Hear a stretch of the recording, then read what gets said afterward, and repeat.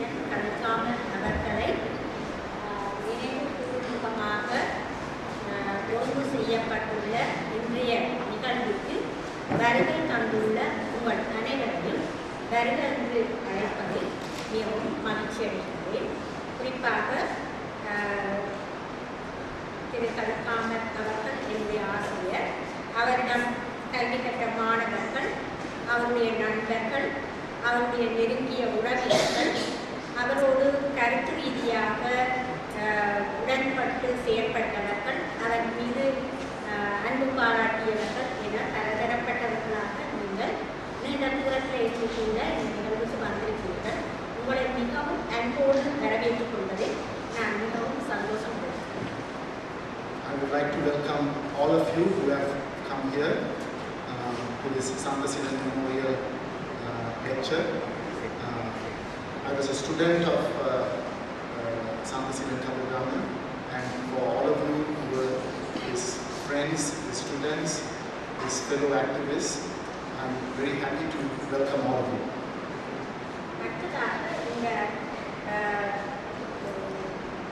நினைவு உரையினை நிகழ்த்துவதற்காக ஒரு வருகை தந்திருக்கின்ற சந்தசீலன் கதிர்காமன் அவர்களுடைய கருத்துக்களோடு மிகவும் நெருங்கிய வகையில் உடன்பாடு கொண்டவரும் நீண்ட காலமாக இடதுசாரி சிந்தனைகளோடு சமூக நீதிக்கான சமூக செயற்பாட்டு இயக்கங்களில் பங்கு பற்றியவருமான திரு சி.க. செந்தில்வேல் அவர்களையும் வரவேற்று அழைக்கிறேன். Next, I would like to welcome Comrade Senthilvel, who is a long-time activist who also knew Sandasilan Kavirraman and his work. இன்றைக்கு 35-40 வருஷங்களுக்கு முன்னர் நான் மாணவியாக இருந்தபோது திரு கதிர்காமன் அவர்கள் எங்களுக்கு ஆசிரியராக கற்பித்தார். அந்த நாட்களில் எல்லாம் மிகவும் ஒரு உன்னதமான பொற்காலம் போல இப்பவும் மனதில் இருக்குது. அநேகமாக இந்த ட்ரிமஹோலில் பல இலக்கிய நிகழ்வுகள், அரசியல் கூட்டங்கள், கண்காட்சிகள் என்பன நடைபெறும். அவற்றுக்கு நானும் வந்திருக்கின்றேன். அத்தோடு இங்கு நான் இன்றைய பொழுதிலே கண்ட பல முகங்களை நான் அன்றும் கண்டிருக்கின்றேன். அவர்கள் முக்கியமாக இடதுசாரி ஆர்வம் கொண்ட பலர் இருந்திருக்கின்றார்கள். அவர்களை அந்த ஒரு காலகட்டத்தை இப்பொழுது நினைத்து பார்க்கின்ற போது சந்தோஷமாகவும் இருக்கின்றது. மீண்டும் அத்தகைய ஒரு நிலை இப்பொழுது வெட்டியிருப்பதை நினைக்கும் போது மகிழ்வாகவும். Almost 35 to 40 years ago, I was a student of Mr. Kavirraman, and at that time also many of us used to congregate here in the Trimmer Hall, and even now I can recognize many of those faces of leftists who were also active at that time, and I'm very happy at this occasion. திரு கதிர்காமன் அவர்கள் எங்களுக்கு கல்வி கற்பித்த அந்த காலகட்டத்தில் எங்களுக்கு நிறைய விஷயங்களை கற்று தந்திருந்தார். குறிப்பாக சர்வதேச தொடர்புகள், சீன வரலாறு, ஜப்பானிய வரலாறு, நவீன ஐரோப்பிய வரலாறு, இவற்றையெல்லாம் கற்பிக்கும் போது மார்க்சிய சிந்தனைகள் மற்றது மார்க்சிய அடிப்படையிலான போராட்டங்கள் போன்ற விஷயங்களை எல்லாம் மிகவும் இலகுவான முறையில் எங்களுக்கு கற்பித்திருந்த அந்த அடிப்படை இப்பொழுதும் எங்களுக்கு நினைவு கூறத்தக்கதாக இருக்கிறது. என்னை போல பல மாணவர்கள் இப்பொழுதும் அவருடைய மாணவர்கள் அறிவுத்துறையில் மிகவும் ஆழமாக எழுதக்கூடியவர்களாக இருக்கின்றவர்கள் பலர் அவருடைய மாணவர்களாக இருந்ததை அடையாளம் காண முடியும். In those days when we studied under Mr. Kavirraman, he taught us in particular international relations with Japan, relations with China, relations with the Western countries, and he taught us with a Marxist perspective and about struggles related to that perspective. And to this day, many of us who studied under him, and he was able to explain those concepts in a very simple manner, and many of those who learned under him continue to write and engage on those issues. அவர் கற்பிக்கின்ற காலத்தில் மிகவும் மாணவர்களோடு நேசமானவர்களாகவும் மாணவர்களை தமது அன்பினாலும் தமது அறிவு தேர்ச்சியினாலும் கட்டுப்படுத்தக்கூடியவர்களாகவும் இருந்தார். அவருடைய கருத்துக்கள் மாணவர்கள் மத்தியில் இலகுவாக பதியக்கூடியதாக இருந்தது. அவர் எப்பொழுதும் விசுவசிக்கக்கூடியதாக வைத்தார். He had great affection for his students, and he interacted very closely with the students, and that relationship also allowed the students to respect him and to learn from him. அவருடைய எழுத்துக்கள் என்ற வகையில் அவர் தமது ஆழமான ஆய்வினை வட இலங்கையில் 1924 இருந்து 32 வரையிலான காலகட்டத்தில் இலங்கையின் வரலாற்றிலையும் யாழ்ப்பாணத்தின் வரலாற்றிலையும் முன்னிலையிலே இருந்த ஒரு சமூக பொருளாதார அரசியல் இயக்கமான வாலிபர் காங்கிரஸை பற்றியதாக இருந்தது. One of his most significant works is his work on what was important to northern Sri Lanka, the history of the Jaffna Youth Congress from 1924 to 1932. The Jaffna Youth Congress as a social, economic and political movement was very important to the history of this region. அது மட்டுமல்ல, யாழ்ப்பாணத்தினுடைய பிரதேச வரலாறு என்ற வகையில் 20ஆம் நூற்றாண்டின் முன் அரைப்பகுதிக்குரிய வரலாறு இதுவரை எழுதப்படாத ஒன்றாகவே இருக்கின்றது. அநேக மாணவர்கள் பொதுவான இலங்கை வரலாற்றினுடைய ஒரு பகுதியாக இந்த விடயத்தை எழுதியிருக்கிறார்கள். பலரும் எழுதி பல பிழையான தகவல்களையும் பிழையான விஷயங்களையும் குறிப்பிட்டிருக்கிறதையும் இந்த அறிவுத்துறை உலகத்தில் காணக்கூடியதாக இருக்கிறது. When it comes to the history of this movement and the North, there are many who have written about it, but unfortunately many of those histories also tend to be problematic. அந்த வகையில் ஸ்ரீலங்காக்கான அவர்களால் எழுதி வெளியிடப்பட்ட யாழ்ப்பாண இளைஞர் காங்கிரஸ் பற்றிய நூல் பேரரசு நாயகம் மெமோரியல் மூலமாக 1980ஆம் ஆண்டு வெளிவந்தது. அதன் பின்னர் 2010ஆம் ஆண்டுகளவில் அதனுடைய தமிழ் மொழிபெயர்ப்பு வந்தது. அந்த நூலை அடியொட்டித்தான் பின்னர் பல நூல்கள் எழுதப்பட்டிருக்கின்றன. அதாவது யூத் காங்கிரஸை பற்றின ஒரு பொதுவான அபிப்பிராயமும் இன்றைய புதிய தலைமுறையினருக்கு அறியக்கூடியதாக இருக்கிறது. It is in that context that the history of the Jaffna Youth Congress was first published in 1980, and then there was a second publication in around 2010. The production of this work became very important for others who continue to write about the history of the Youth Congress. அது மட்டுமல்ல, யாழ்ப்பாண வாலிபர் சங்கத்தினருடைய செயற்பாடுகள் 1932 காலகட்டத்தில், அதாவது அந்த அமைப்பு இருந்த காலகட்டத்திலேயும் தவறாக புரியப்பட்டிருந்தது. பிற்பட்ட காலத்திலும் பலர் அந்த அமைப்பினை பற்றி பிழையான வகையில் தங்களுடைய கருத்துக்களை சொல்லுகின்றவர்களாக இருந்திருக்கின்றார்கள். அதுக்கு பல்வேறு காரணங்கள் இருந்தன. அவற்றையெல்லாம் நிராகரிக்கக்கூடிய வகையில் சகல ஆதாரங்களையும் குறித்து காட்டி இந்த நூல் எழுதப்பட்டிருக்கிறது. மற்றும் ஒரு இந்த நூலினுடைய முக்கியமான அம்சம் என்று குறிப்பிட்டிருக்கிறது.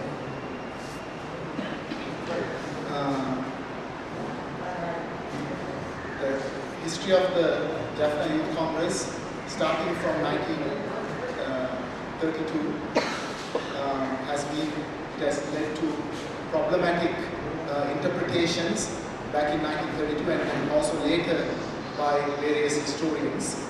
In that context, the publication of the Perumanai Memorial Volume was able to correct many of those misconceptions. அந்த நூல் மாத்திரமன்றி வேறு பல நூல்களையும் கட்டுரைகளையும் திரு கதகாமன் அவர்கள் எழுதியிருக்கின்றார்கள். அதில் முக்கியமாக த டெம்ஸ் ஆஃப் ஸ்ரீலங்கா என்ற நூல், கூறப்படுவது வெறும் பல முக்கியமான கட்டுரையும் எழுதியிருக்கிறார். In addition to that, Silan Kavidama wrote many other works, including a book titled The Camels of Lanka, as well as many other essays. அவருடைய புலமைத்துவ செயற்பாடுகளுக்கு புறம்பாக அவர் தாம் வாழ்ந்த காலத்தில் மாணவர்கள் மத்தியிலும் சமூகத்தின் மத்தியிலும் ஒரு இணைந்து பாடுகின்ற ஒரு சமூக நேயம் மிக்க மனிதராக, ஒரு மனித நேயம் மிக்க ஒருவராக பல்வேறு செயற்பாடுகளிலும் ஈடுபட்டார். In addition to that, he was involved in many struggles, and he worked with many students and other activists in taking forward a range of struggles. முக்கியமாக சமூக சமத்துவத்திற்கான அமைப்பு என்ற ஒரு அமைப்பு, அந்த பெயர் எனக்கு சரியாக குறிப்பிட முடியாது முன்னாலும், என்ற ஒரு அமைப்பில் அவர் முக்கியமான உறுப்பினராக செயற்பட்டிருந்தமை ஞாபகப்படுத்தப்படுகிறார். In particular, he was involved in the movement for interracial justice and equality, and there he was a very active member. யாழ்ப்பாணத்தினுடைய சமூக ஒழுங்கமைப்பில் வாலிப மாநாட்டினரும் அதற்கு பின் வந்த இடதுசாரி அமைப்பினை சார்ந்தவர்களும் திருசீலன் அவர்களும் சமூக அசமத்துவத்திற்கான தன்மையை பெரிதும் விரும்பாதவர்களாக இருந்திருந்தார்கள். அதற்கு எதிராக குரல் கொடுக்கின்றவர்களாகவும் இருந்திருந்தார்கள். Starting from the Jaffna Youth Congress, the tradition of left activists in the north and people like Silan Kavidama were opposed to social injustices, and they worked against such injustices. அந்த வகையில் அவரை நினைவு பூர்வமாக நிகழ்த்தப்படுகின்ற இன்றைய நினைவு தினத்திலே தோழர் திரு சீகா செந்தில்வேல் அவர்கள் சாதியமும் சமூக நீதியும் என்ற தலைப்பிலே உரையாற்ற இருக்கின்றார். அது மிகவும் பொருத்தமான ஒரு விடயமாக நாங்கள். In this context, today the memorial lecture by Comrade C.K. Sandilvel is, I think, appropriate because of the title, Caste and Social Justice. திரு சீகா செந்தில்வேல் அவர்களை உங்களுக்கு பெரும்பாலானவர்களுக்கு நன்றாக தெரிந்திருக்கும். எனக்கும் நீண்ட காலமாகவே அவரை தெரியும்.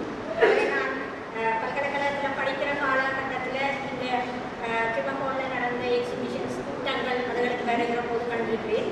அதை விட மேடே ரேலி, அதாவது மேடே பேரணிகளையும் அவரை நான் சந்திச்சிருக்கேன். I think many of you already know Comrade Sandilvel. I myself, from earlier years, have even met him here in the Trimmer Hall at various exhibitions, meetings, and May Day rallies.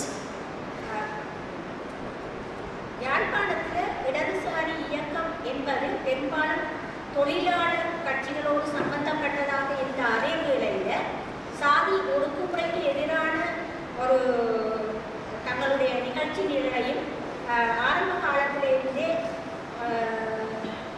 வைத்திருந்து வந்திருக்கிறார்கள். அதற்கு எதிராக மிகவும் தீவிரமான போராட்டங்களையும் நடத்தியிருந்தார்கள். In Jaffna, many of the leftist parties were not only aligned with workers' rights or put forward workers' rights, they also took on the struggles against caste oppression. அந்த வகையில் இதற்கு முன்னர் A. சுப்பிரமணியம், அதற்கு முன்னர் வேறு பல மார்க்சிய இயக்கங்களினுடைய தலைவர்கள் இருந்து அவர்களுக்கு பின்னர் இப்பொழுது அந்த செயற்பாட்டை தொடர்ந்து முன்னெடுத்து செல்கின்றவராக திரு சீகா செந்தில்வேல் அவர்கள் விளங்குகிறார். Comrade Sandilvel has taken up the role of many other such Marxist leaders like him before him, for example K. Subramaniam, and he continues to take that tradition of struggle forward. அந்த வகையில் அவர் முன்னர் இருந்த செல்வாக்கு யாழ்ப்பாணத்தில் இளைஞர்கள் மத்தியிலையும் சமூகத்திலேயும் மார்க்சிய இயக்கங்கள் இப்போது அவ்வளவு ஆழமாக உறுதி இல்லாத போல் இருந்தாலும் ஒரு குறிப்பிட்ட இளைஞர்கள் ஒரு குறிப்பிட்ட சமூகத்தினரையும் இளைஞர்களையும் தொடர்ந்து தன்னுடைய தொடர்பை வைத்திருந்து சமூக விழிப்புணர்வை ஏற்படுத்துவதிலும் சமூக செயற்பாடுகளில் தொடர்ந்து ஈடுபட்டு கொண்டிருப்பதையும் அது யுத்த காலம் என்றாலும் சரி இல்லாத காலம் என்றாலும் சரி செயற்பட்டு கொண்டிருக்கிறது என்னால் காண முடியதாக இருக்கிறது. Even though the left movement in Jaffna is weaker than what it used to be, Comrade Sendilvale has been able to continue to nurture a younger generation of activists and continue that kind of activism and work. இரண்டு கிழமைகளுக்கு முன்னர் ஒரு கலந்துரையாடலில் திரு சீதா செந்தில்வேல் அவர்கள் தன்னுடைய குறிப்பிட்டிருந்தார். அதை மிகவும் கவர்வதாக இருந்தது. அதாவது அந்த அளவுக்கு முயற்சியான பலர் எங்கள் மத்தியில் இப்பொழுது இருந்து கொண்டிருக்கிறார்கள் என்பதை நினைக்கும் போது அந்த விஷயங்களை குறிப்பிட்டு கொண்டு இந்த இடைத்துறையினை நிகழ்த்துமாறு திரு சீதா செந்தில்வேல் அவர்களை. Even 2 weeks ago at a meeting when he spoke to us, I was very happy that there are even today such mature leaders and activists among us, and in referring to that I would like to welcome Comrade Sendilvale to give his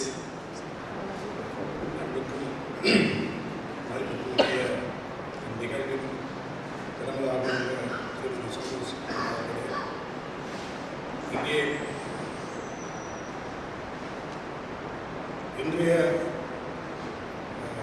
நிகழ்வுக்கும் அதாவது நாளைக்கும் நாளையிலும் நடைபெறுகின்ற தொடர் கருத்தரங்கினுடைய ஆரம்ப நிகழ்வாக இடம்பெறுகின்ற இந்த நிகழ்வுக்கு வருகை தந்திருக்கக்கூடிய சபையோர்களே, நண்பர்களே, தோழர்களே, வெளிநாட்டு நண்பர்களே, தென்னிலங்கையிலிருந்து வருகை தந்திருக்கக்கூடிய நண்பர்களே, தோழர்களே, உங்கள் எல்லோருக்கும் என்னுடைய அன்பான வணக்கத்தை தெரிவித்துக் கொள்கிறேன். Ms. Somesa Sundari, the chairperson, thank you for inviting me. And this event, which is the first of a conference over the next 2 days, I welcome all of you who have, I thank all of you, activists and others who have come all the way from Colombo to this event. இன்றைய இந்த அரங்கிலே மறைந்த சாந்த சீலன் கதிராமர், நாங்கள் சீலன் கதிராமர் என்று அழைப்போம். சீலன் கதிராமர் அவருடைய இந்த நினைவாக நடைபெறுகின்ற இந்த நினைவுரையை நிகழ்த்தும்படி இந்த கருத்தரங்கு அமைப்பாளர்கள் என்னை வேண்டிக் கொண்ட பொழுது மிகவும் மன நிறைவோடு அதை ஏற்றுக்கொள்ளக்கூடியதாக இருந்தது. காரணம், ஒரு சமூக பெருமதி மிக்க ஒரு மனிதராக, ஒரு சிறந்த அறிவுஜீவியாக, ஒரு சிறந்த கல்வியாளனாக, எல்லாவற்றுக்கும் மேலாக இடதுசாரி கருத்துக்களை உள்வாங்கி அதை தன்னுடைய வாழ்நாளிலே நடைமுறைப்படுத்துகின்ற ஒரு புத்திஜீவியாக இருந்த சீலன் கதிராமருடைய அந்த நினைவுரையை நிகழ்த்துவது மிகவும் பெருமைக்குரியது என்று நம்புகின்றேன். When I was invited by the organizers to give this lecture in memory of Seelan Kadirgaman, who is well known as an educationist and as a person of knowledge, and more importantly as a leftist and a leftist intellectual, I considered it a great honor to be able to give this lecture. இலங்கையினுடைய அரசியல் சமூக சூழலிலும் குறிப்பாக யாழ்ப்பாணத்தினுடைய அல்லது வட பிராந்தியத்தினுடைய சமூக அரசியல் சூழலிலும் சீலன் கதிராமர் அவர்கள் ஒரு துணிவான இடதுசாரி மார்க்கத்தை, மார்க்சிச மார்க்கத்தை, அதன் அடிப்படையிலான கருத்துக்களை உறுதியாக பற்றி கொண்டு வெறுமனே அவற்றை கொண்டிருப்பவராக அல்லாமல் நடைமுறையிலே அதை பிரயோகிப்பவராக, தன்னுடைய ஆற்றலுக்கும் தன்னுடைய சக்திக்கும் ஏற்ப அதை பிரயோகிப்பவராக, அமைப்பு ரீதியாக செயல்படுகின்ற ஒருவராக அவர் திகழ்ந்திருக்கிறார். Silan Kadargama was in this current context of the social political situation in Sri Lanka, and more specifically in the north. He has been not only a person of knowledge, but as a Marxist and an activist involved with various movements. He is an important figure. அவர் பல்கலைக்கழகத்திலே கல்வி கற்பித்த காலகட்டம் ஜனநாயகத்துக்கும் மனித உரிமைகளுக்கும் மக்களுடைய அன்றாட வாழ்வுக்கும் மிக சவால்கள் நிறைந்த ஒரு காலகட்டம் ஆரம்பித்துக் கொண்டிருந்த ஒரு காலகட்டத்திலே தான் அவர் பல்கலைக்கழகத்திலே ஆசிரியராக இருந்தார். He was a lecturer in the Jaffna University at a very difficult time of social and political turmoil. And it is in that context that he also was active. அவர் பல்கலைக்கழகத்துக்கு வெளியிலே நீதிக்கும் சமத்துவத்துக்குமான ஒரு இயக்கத்தை புத்திஜீவிகளும் சமூகத்தின் பல்வேறு தரப்பினரும் இணைந்து முன்னெடுத்த அந்த காலகட்டத்திலே அதிலே இணைந்து செயல்படுகின்ற ஒருவராக, தீவிரமாக செயல்படுகின்ற ஒருவராக அவர் அன்றைக்கு இருந்தார். In those days, he came out of the university and worked with people on the issues of justice and equality. அந்த நேரத்தில் அவரோடு சேர்ந்து வேலை செய்யக்கூடிய அல்லது இயங்கக்கூடிய அந்த சந்தர்ப்பங்களுக்கு கிடைத்தது. It is in that context that we also got the opportunity to join with him and work with him. எனவே அவரை பற்றி என்னை விட கூடுதலாக அவருடைய மாணவி இங்கே பல விஷயங்களை முன்னுக்கு வைத்தார். எனவே அத்தகைய ஒரு, நான் ஏற்கனவே சொன்னது போல, ஒரு சமூக பெருமதி மிக்க மனிதனாக வாழ்ந்த சீலன் கதர்காமனுடைய அந்த நினைவாக இன்று நடைபெறுகின்ற இந்த நினைவரங்கிலே சாதியமும் சமூக நீதியும் என்ற தரப்பிலே என்னுடைய அந்த நினைவுரையை நடாத்த முற்படுகின்றேன். Ms. Somesa Sundari knows, and others who are his students know him even better than me. But the point I want to make is that Silan Kadargama was a person who had much social value. And with that introduction, I would like to begin my lecture on caste and social justice. இந்த சாதியம் என்பதும் சாதியத்தோடு இணைந்த தீண்டாமை என்பதும் எங்களுடைய சமூக சூழலிலே மிகவும் முக்கியமானதாகவும் சமூக தாக்கமிக்கதாகவும் நீண்ட காலமாக இருந்து வந்திருக்கின்றது. அந்த சாதியம் மக்களை சமத்துவமற்றவர்களாகவும் மக்களை பிளவுபடுத்தக்கூடியதாகவும் ஒரு அடக்குமுறை சார்ந்த ஒரு அமைப்பாகவும் சாதியம் இருந்து வந்திருக்கிறதை நாங்கள் பார்த்திருக்கிறோம். Caste, particularly in our society, caste along with untouchability has been a very powerful, socially oppressive institution. இந்த சாதியம் என்பது இந்தியாவில் உருவாகி வளர்ந்து மிக இறக்கமுடியதாக இருந்து வந்த ஒரு அமைப்பு முறை. இந்த அமைப்பு முறையானது அதை இந்திய உபகண்டம் என்று சொல்லக்கூடிய அந்த இந்திய பெருநிலப்பரப்பிலே நீண்ட காலமாக சுமார் 2000 ஆண்டுகளுக்கு மேலாக இந்த சாதிய அமைப்பு என்பது நீடித்து வந்திருப்பதை நாங்கள் வரலாற்று ரீதியாக காணக்கூடியதாக இருக்கிறோம். Caste has a long history in India, and we received it from India. And in India, it has over a 2000-year-long history. இத்தகைய இந்த சாதியம் எவ்வாறு உருவாகியது என்பது பற்றி பல்வேறு விதமான விவாதங்களும் பல்வேறு விதமான தர்க்கங்களும் தொடர்ச்சியாகவே இடம்பெற்று வந்திருக்கின்றன.